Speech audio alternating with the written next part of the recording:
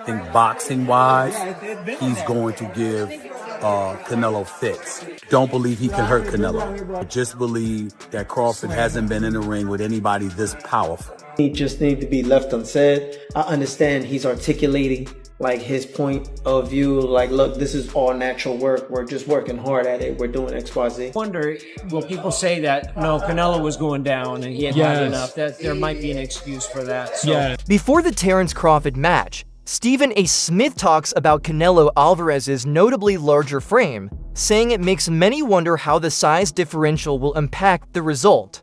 Although he concedes that Crawford is the better boxer, he cautions that trouble may arise if Crawford is unable to use enough force to harm Canelo.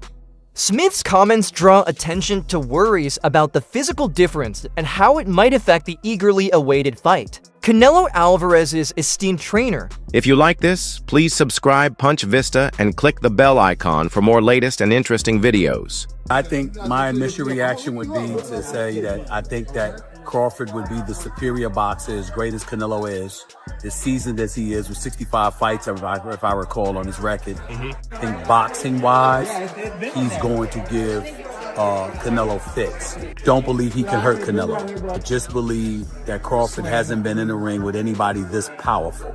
Again, Crawford is the superior boxer. But if he can't hurt Canelo, you can't keep him off of him. He says it's a legacy fight, and he believes he can do the same, and he wants to do the same against a fighter the caliber of Canelo Alvarez, which is why we haven't really seen him in the ring against anybody else. Fortunately, that's the business of boxing. He's a victim of it, not a victim. Eddie Reynoso has responded to the accusations against him that have followed him over the years in relation to boxing performance-enhancing drugs.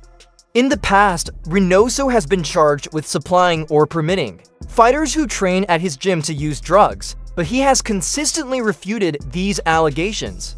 He said he doesn't meddle with his boxers' food choices and that Canelo and the others oversee their own nutrition regimens. This clarification is especially crucial before the Crawford fight, since when a fighter's performance or body significantly improves, rumors tend to get more intense.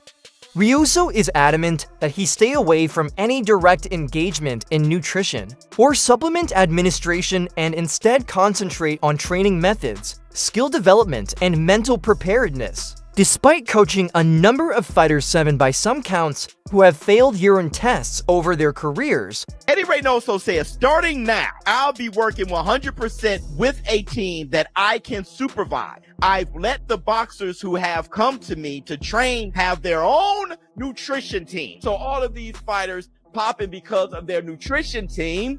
Eddie Reynoso is guilty by association, so you have to clear the shit up.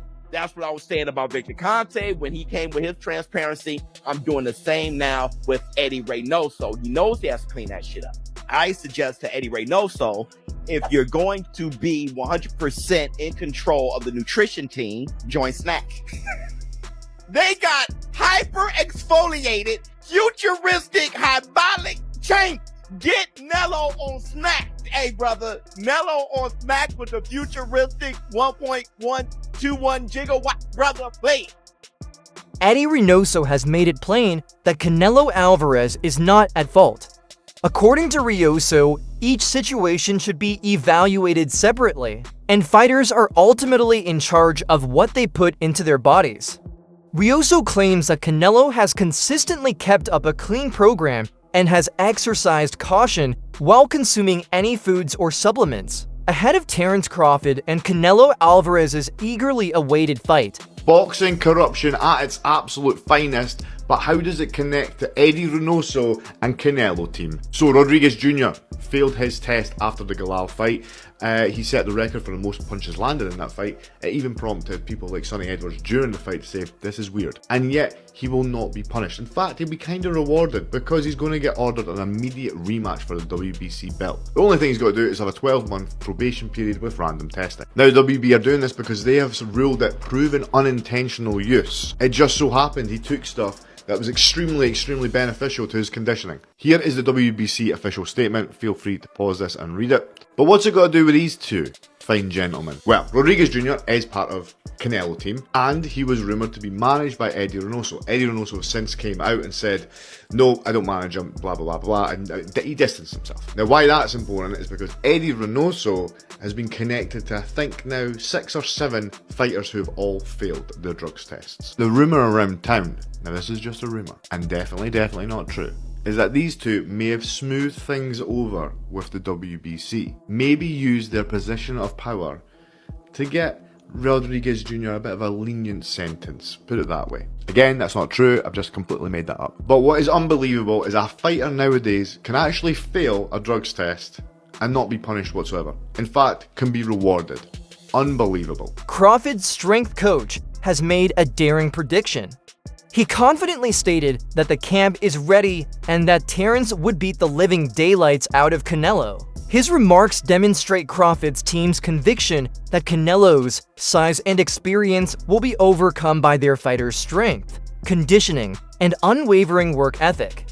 In order to equal Canelo in every area, the coach underlined that their preparation is exact and calculated, focusing on both strength and endurance.